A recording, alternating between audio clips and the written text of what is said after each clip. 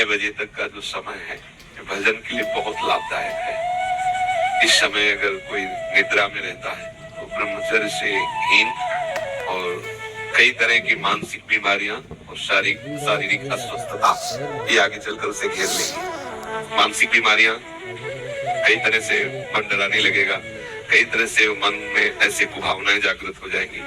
इसलिए हमारे ब्रह्म ऋषियों ने आज्ञा की है कि 4 बजे से तो उठ ही जाना चाहिए और 4 से 6 के बीच में, मान लो आप 4 से 5 के बीच में सोए रहे तो आप 5 से 6 के बीच में उठ जाइए। 4 से 6 के बीच के समय में आप उठ करके अपनी भागवतिक दिनचर्या करें। भागवतिक दिनचर्या में जैसे अपने लोग राधावल्लभी हैं तो प्रातः काल उठ करके अपने गुरुजनों का, रसिकों का सुमिरन करें, गुरु मंत्र का जप करें, फिर स्नान आदि करके श्री जी की मंगला, श्री जी को सुंदर पद सुनाना आदि, या अगर उस समय ऐसी भावना है तो 2 घंटे बैठ करके जप करें। मंगल बेला होती है प्रातः कालीन, उस समय शयन तो कभी नहीं करना चाहिए, किसी को भी नहीं करना चाहिए। वो अपने लिए परमार्थ और स्वार्थ दोनों की हानि करने वाला है। 4 से 6 के बीच में प्रायः सब वर्णन नहीं हुआ है कि ऐसे उठे, जल पिए, व्यायाम करे।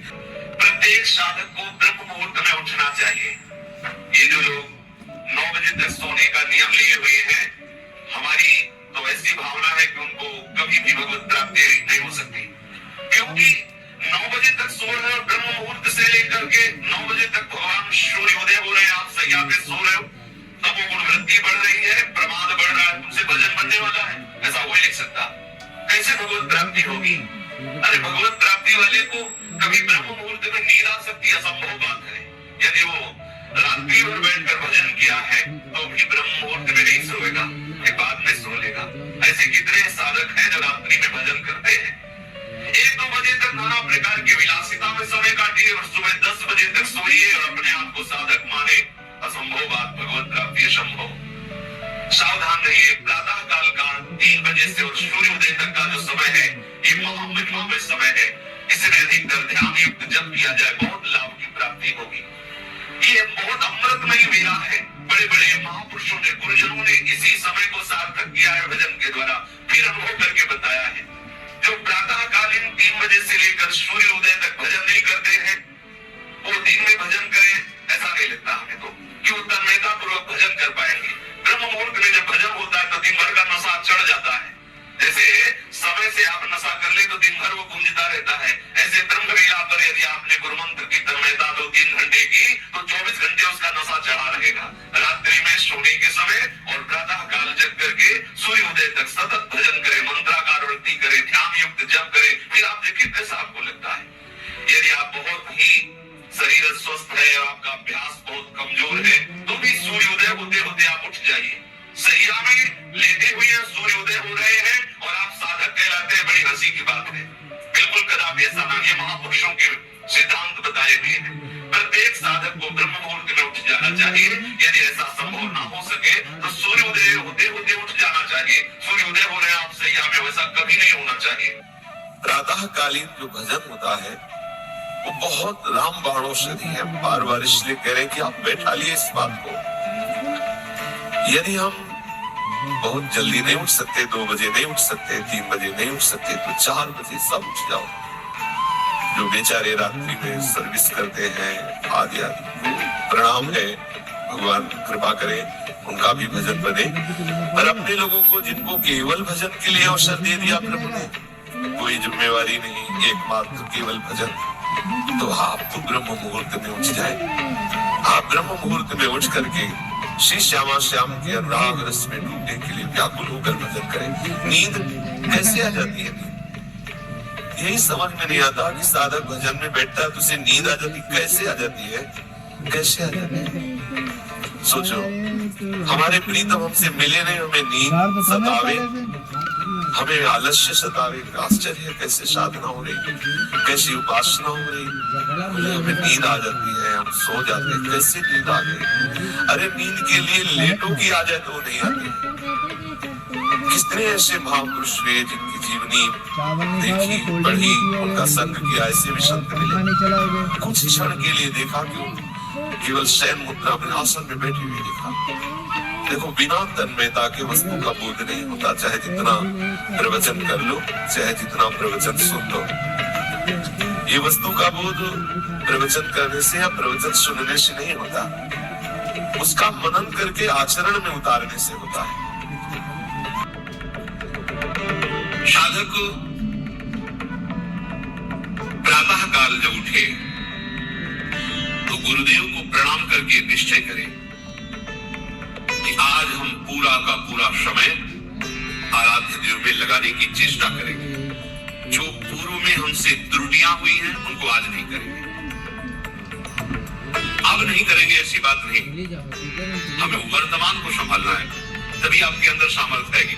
आज से कभी नहीं करेंगे तो आपको सकता है न चल पाए, क्योंकि आप में इतनी संकल्प पवित्र बुद्धि नहीं है, इतना जोर का संकल्प नहीं है कि आपने कह दिया कि आज के बाद नहीं करेंगे तो ईश्वर प्रतिज्ञा हो गई।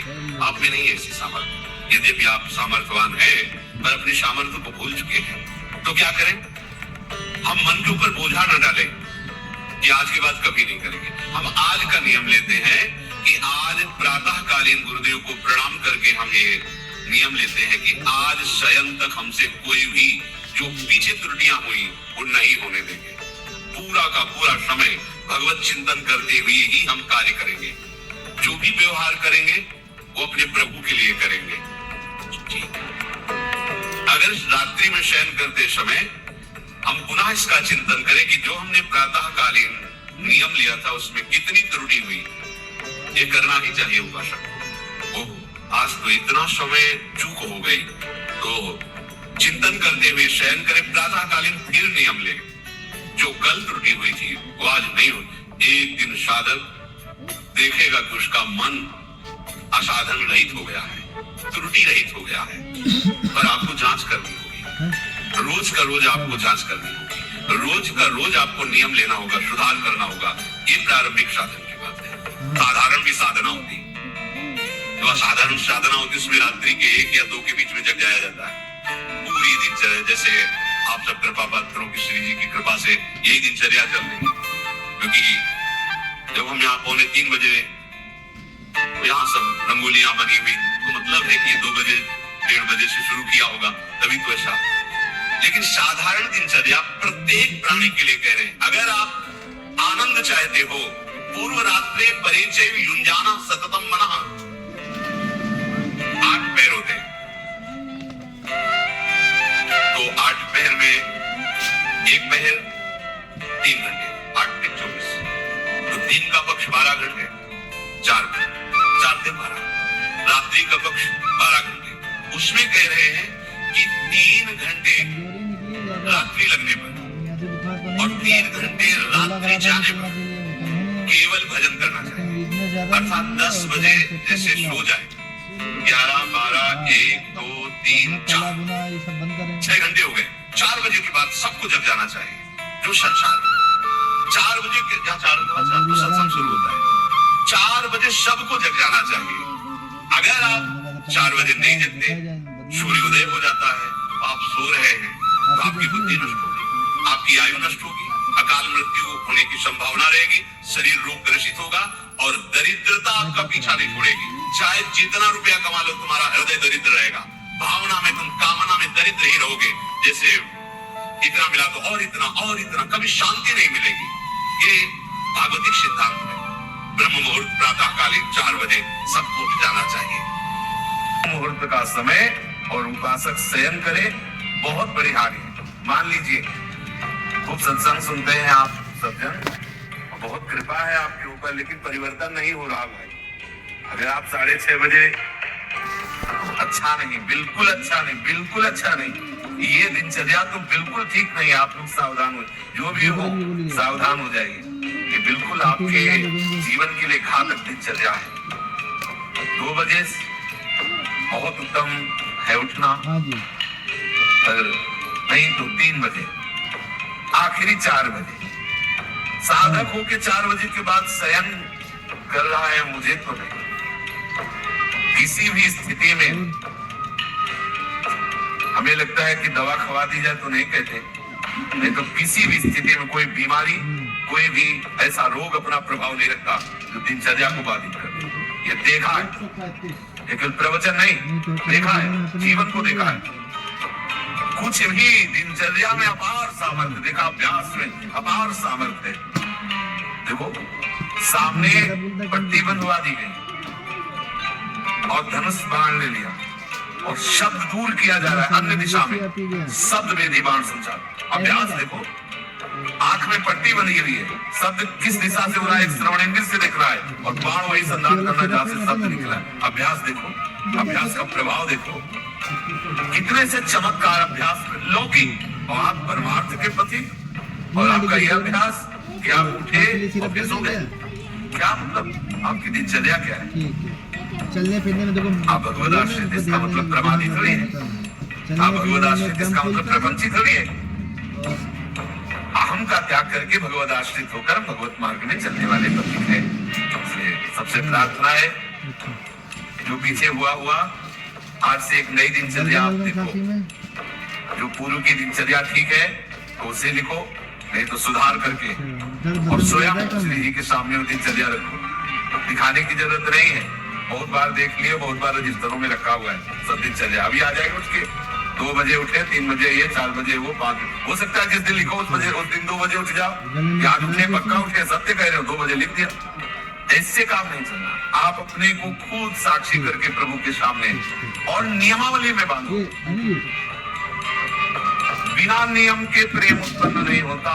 वो प्रेम की एक दशा है जो नेम को लेकर नियमावली में आपकी दिनचर्या सही होनी चाहिए, आपकी नियमावली ठीक होनी चाहिए।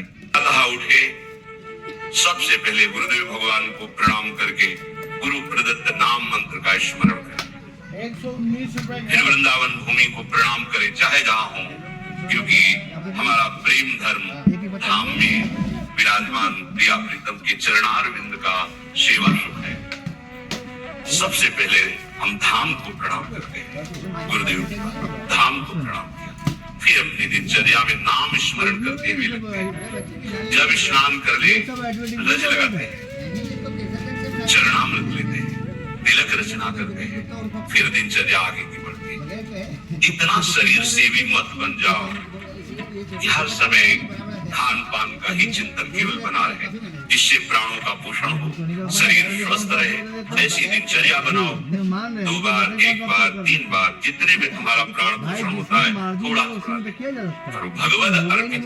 सेवक जी महाराज कह रहे, इसीलिए उनकी बुद्धि कच्ची रहती है। बिना स्नान किए खाना पीना या स्नान करके सीधे केवल भोजन अर्पित करने की बात ही नहीं मन में आई। बहुत ध्यान देने योग्य, कच्चाई दूर हो जाएगी। अनहाई अनर्पित जाएगा टक्कर। अगर बिना प्रभु को अर्पित किए हुए पा रहे हो तो तुम कैसे वैष्णव हो, कैसे शरणागत हो? वही तुम्हारे को बंधन में बांध देगा, अर्थात तुम्हारी बुद्धि में वही स्फुरणा होगी जो मायाकृत भोगों में आकर्षण पैदा करके तुम्हारे हृदय में तृष्णा कामना की आग लगा देगी। अगर भगवद अर्पित प्रसाद है तो इन वासनाओं को नष्ट करता है।